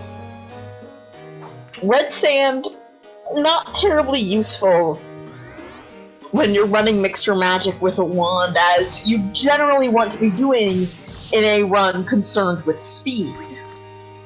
If you've got all the time in the world, Red Sands are great to build up a sword to stronger and stronger levels, particularly if it's one that doesn't rust like a gold sword. But here, where time is a factor, not so good.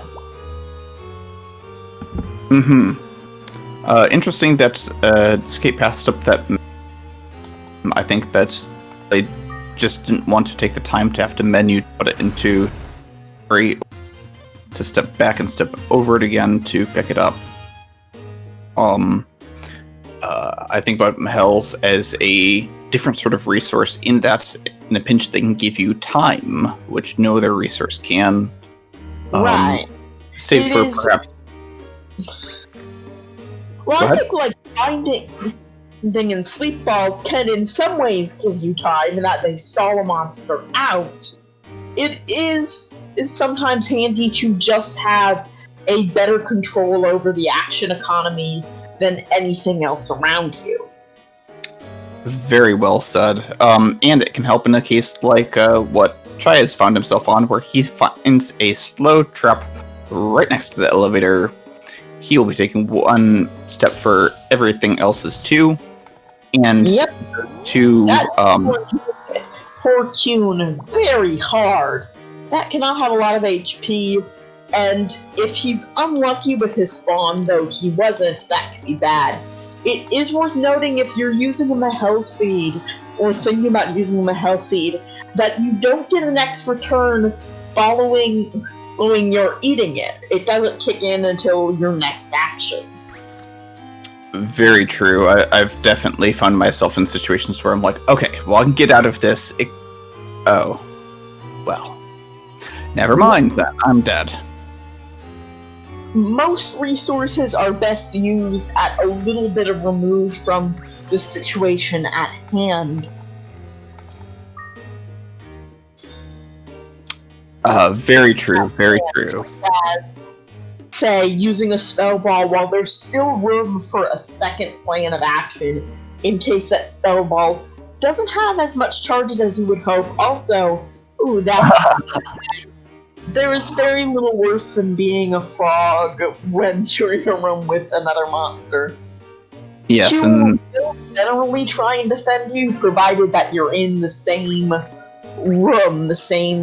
room or not room space. Doorways are your enemy if you are in any way ensnared, ensorcelled, or in trouble. or infrogged, as although I suppose infrogging is a form of ensorcellery. Thanks. So. So I did like the neat little play there that Chai did on the previous floor. He had used a trap loop, discovered a trap, and saw that a viper was coming his way. So he cleverly positioned himself just behind the trap. Viper hits the blind trap. It procs, and Chai was able to get out of the floor without having to use an additional resource. I very much like that play. Let's see here if Skate can... looks like that was not a good situation for juking. Yeah, it is a little bit tricky, and occasionally things won't go exactly the way you planned, and then you have to deal with that. Oh, lucky bomb trap. Well, I suppose not that lucky. It was just a blimpa. But that is still a turn he doesn't have to take with that blot sneaking up on him. Yes, that is true. And it is definitely one of those 200 IQ plays if you ever decide to deliberately trigger a trap, either just by stepping on one that you've uncovered or triggering it from the menu again, but to, say, do fire damage through a bomb trap to wind monsters. Chai here, following your advice, definitely making sure that he has a space in between him and the unicorn before using that spell ball. So indeed, he does have another chance to act since the ball was empty. Yep. It's taking a little while to try and figure this out. I don't think he wants to use that Tumna fruit if he doesn't have to. But then what to do with what remains? Yeah. Does bite the bullet and use it. I'm not entirely sure that he would have been able to take that out. Otherwise, even just using AI1 because of the elemental disadvantage. Meanwhile, Skate coming up to a bloom here. I like the engagement position because the bloom could be wasting turns on CUNY, or attempting to brainwash CUNY. Yep, and that's exactly what we see. Oh. Interesting that he's putting himself fully into that set of circumstances, and doing a little bit of U-boat dancing. Not a lot, though, probably because it is slightly untenable. In a way, I think putting himself into a situation where they could theoretically both attack him is maybe a little bit worse than a situation where only one of them can attack him. But he does at least get Kyun out of the line of fire with his HP so low from absorbing those hits. The mini icons near each of the players' names are basically the score of the match. If it is blue, it means that they have won a match. If it is gray, it means that they have lost a match or the match is undecided. These races are best 2 out of 3, and so we're coming into this race with Chai in the lead, and this match will determine whether or not we see a third round. Or at least whether it is with Kyun, but I don't think it got him anywhere at all, except a few more squares away from that U-boat. Ooh. Okay. Vision's back on Chai's side. Blind traps. I believe that was a blind trap which got him there. Definitely perilous things. So, and even if this race ends up going to Chai, if he wins the match 2-0, I'm hoping that we will still get to see a Game 3, a friendly match. I know that, like most of you guys are rooting for more Azure Dreams action.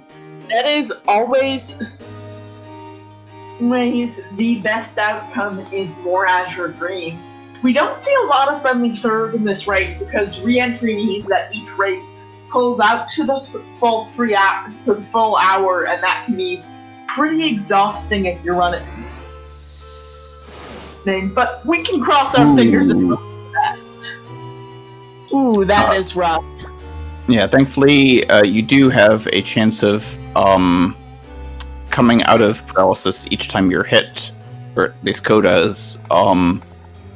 So, did manage to get out of that with just a single hit, but that could have been a run and ender right there. We see both runners taking a moment to see their options. Skate's using a trap loop there. I like trap loops on the earlier floors because that 8 XP that you get if you do whack a trap is going to be more meaningful. It does not scale with level. Chai deciding to use a Mihel to get out of the situation. He will have to take a hit from one of these two monsters, but that should be the only hit that he'll need to take, as he's able to speed away and build up some additional space between him and those other monsters. I think it's hard to say with him rotating the camera, but you can predict what road a monster will go down in a branched path like this. And it seems like Chai himself either isn't entirely sure or didn't think about that, and so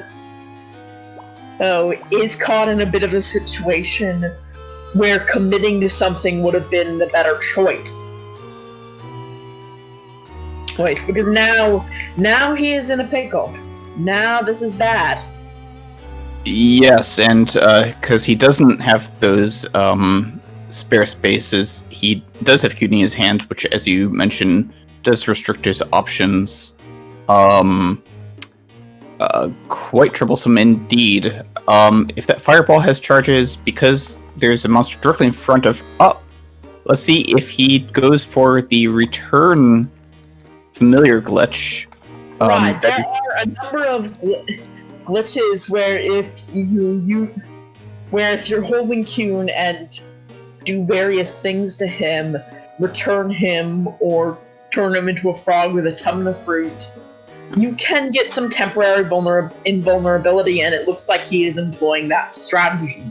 That will last him until he has to leave that tile, so he has a while to just wail on these guys and wait for some sort of release. That's probably slower than he would like, but he does have a significant floor advantage on Skateman, and Skateman has very little time in which to make that up, so he's probably fine in that respect. Yep, so he would definitely need that time to take down these monsters. I think that he would be able to take down the Viper before it runs out of MP, but maybe only just. Oftentimes I'll see players just pass turns rather than attacking themselves to exhaust the monster's MP faster, and then they're able to pick up that sleeping monster, at least in the case of the Viper, and use it as a roadblock or a Viperang, I suppose it would be in this case. Yep, there's a lot you can do with pickups if you can manage the pickup.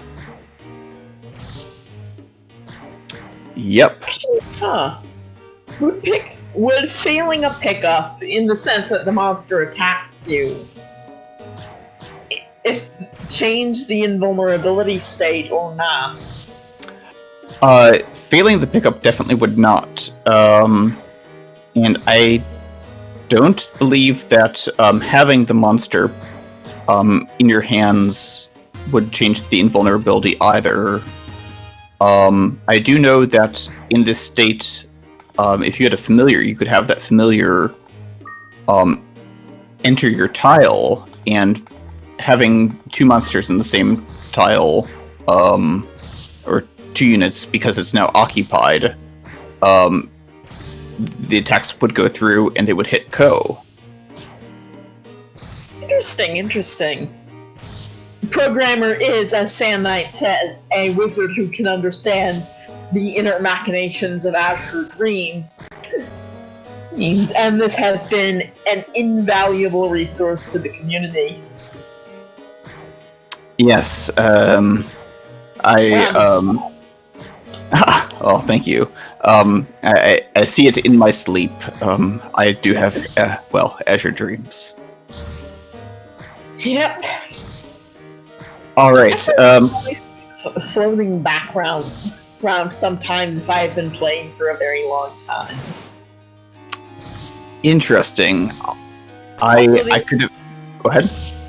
Also, the music sometimes, like, if I have been playing for a long time and I'm in the zone, I occasionally get, like, I occasionally hear some slightly weird stuff while listening to the soundtrack. It's a very good experience when you really get into a groove.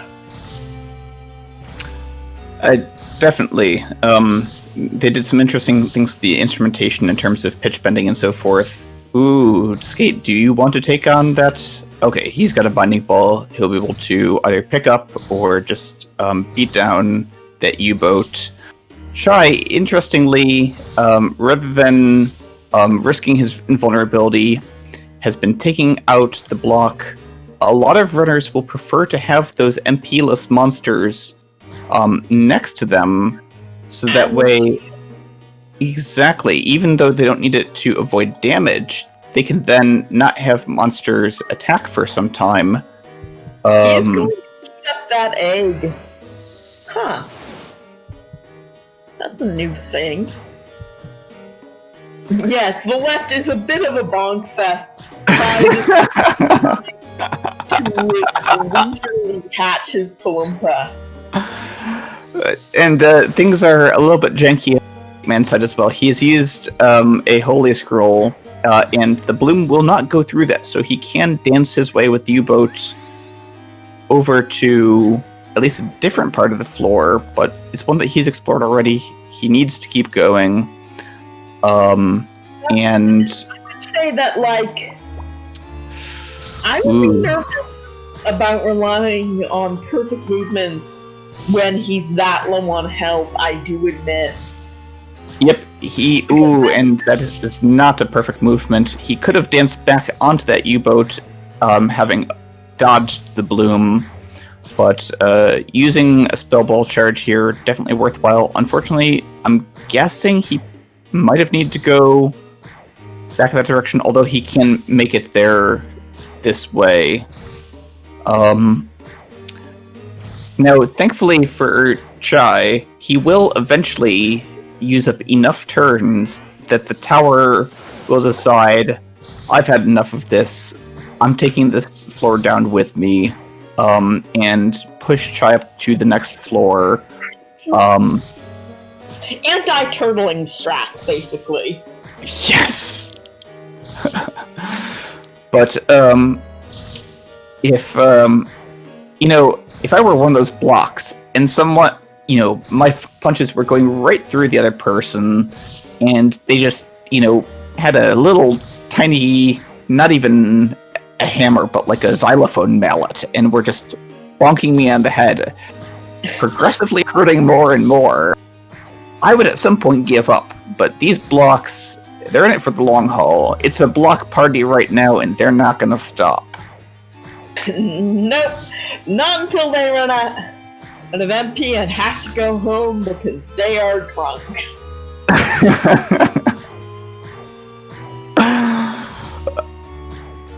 Yep, so we see that Skate is skating on through up to floor 12 here.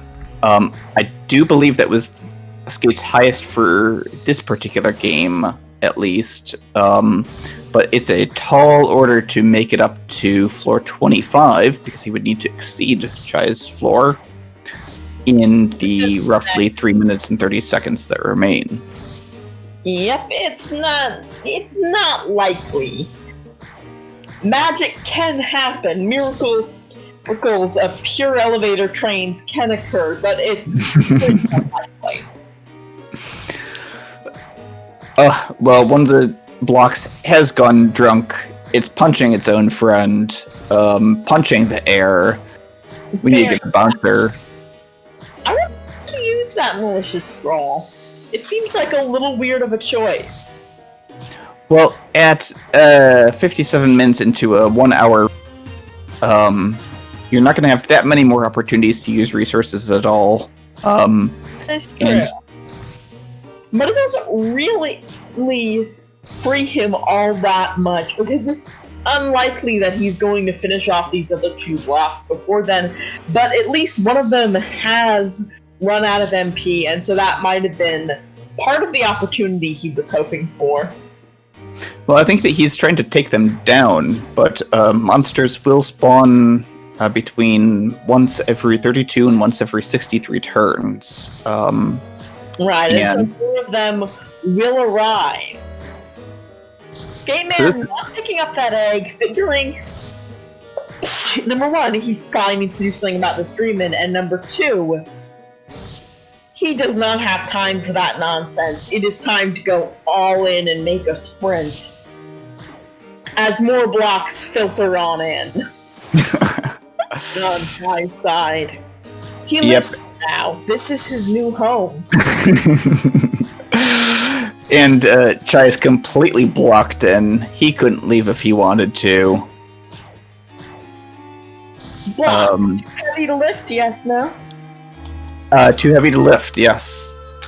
Okay, so yeah, he is almost completely trapped. Skateman has some fantastic elevator luck. It's almost certainly not enough, but it is very cool to see. Yes, he'd need an elevator to take him up a few floors ago at this point, but yes, I definitely say it's cool to see. Getting up to at least 15. Yes, I'm sorry. Actually, I'm not sorry about the puns. Never be sorry about puns. Being sorry is for lesser people. Oh, Axel Higgs. That is delightful.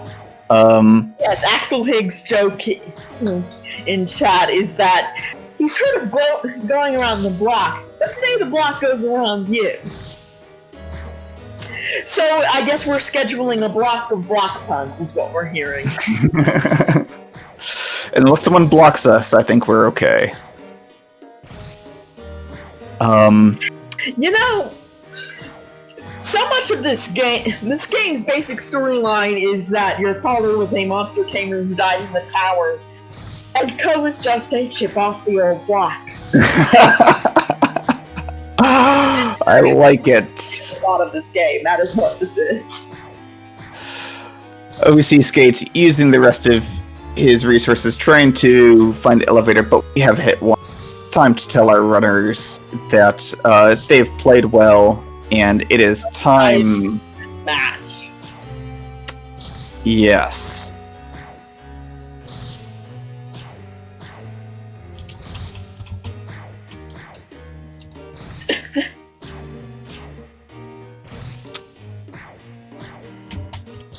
GD to both runners. We will see if we can get them for a friendly third or an interview, whichever they would like.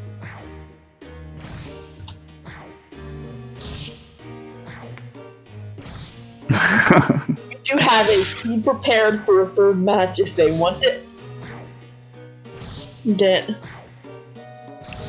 That we will see in just a moment. Alright, looks like... Going to see that, but we could maybe get them in for an interview.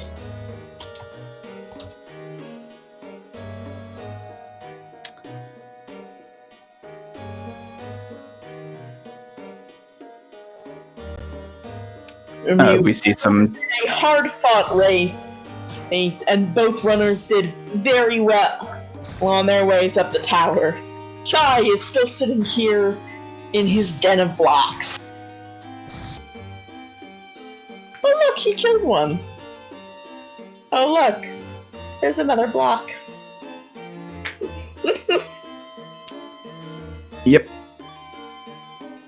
So, Collaring both of his monsters, just to say hi to them.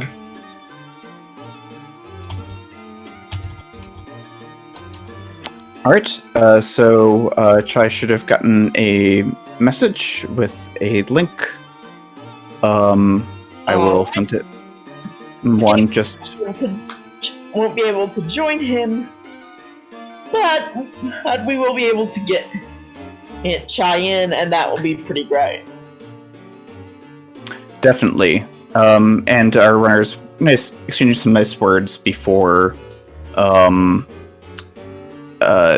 Skate has to go.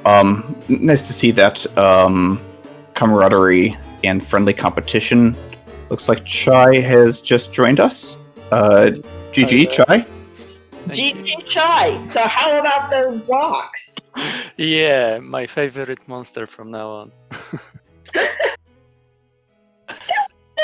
Somehow I didn't have any spells to deal with them. That was the only idea that I had. Later I thought like, if I fuse Balloon and Palumpa, it will get a hidden spell, and then I'll get a mixture magic that will be water, so I can still use Stream Wand, but like, as you've seen now, it was still dealing like 4 to those blocks.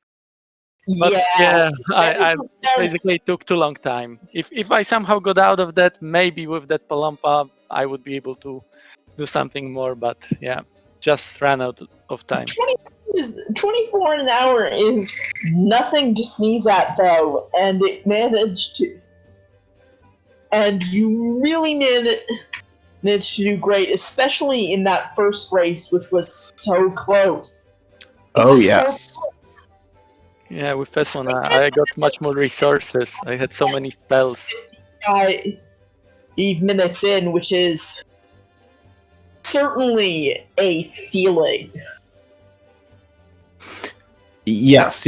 So on the closeness, so Skate had been in the lead all all after floor 14, where he overtook you, and then it was not until floor 27 where you overtook Skate having died on 26, and just a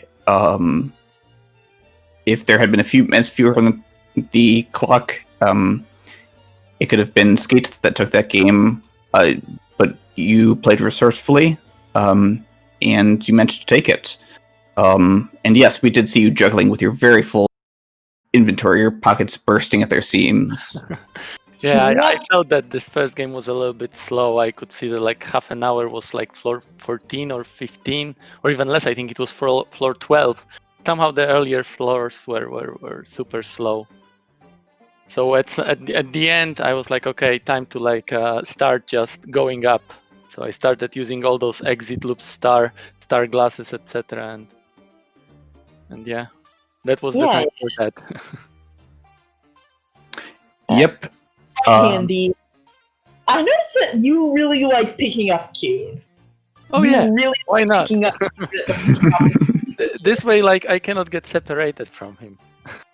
That is a very good point, and warp traps at that point can even be a little bit advantageous, unless something happens like when you're 2 steps from an elevator or whatever. Right. I've seen in one case someone had the misfortune to step on a slam trap, get hit, drop Cuny, who falls onto a warp trap. But those are definitely the minority of cases. And we also saw that I believe you switched to water strats for in game 2 a little earlier than more people do. You switched over, I believe, at level 9. Yeah, I was not planning to do it so fast, but I think, who did I meet? Was it Kraken and someone else? And I didn't have any idea how to deal with that, so I was like, okay, I'm going water. I know that like wind floors are coming, which basically I paid for here. But you know how it is, like resources are no good if you're dead. Like so. Exactly. That is true. You can worry about the wind floors when you get to them. Yeah. And they got me. Well, they sort of got me. I survived. They slow you down. If I had 1 more hour, it would be earthquake. So. Yes, exactly. Earthquakes in a race in this tournament before, or I believe someone on the first floor, or doing so deliberately. Yes, that was Palmer, who just wanted to see what it would be like. And I applaud him for following his dreams of seeing an earthquake on floor 1. We also did see some nice play from you, Chai, when you used the strategy where you picked up Cuny, fed him the Tumna to get the brief invulnerability. That was rather exciting to see. Yeah, I noticed that. I don't remember who, but someone showed it in one of the games in this tournament. I was like, oh, nice strategy. So at that time, I felt that was the best way to like deal with the situation. I think I was surrounded by volcanoes and they hit hard. That they do. Now, you can even do the same with a roche fruit, but who would want to use a roche fruit for that? Exactly. Yeah, that would just be a crying shame or a complete and total swag move. Well, I think in this tournament somebody used roche fruit on, was it Flame? Oh, that is sad. Well, I know that Serenite is a big fan of Flames. They do have a really cool design, and they do have a fairly...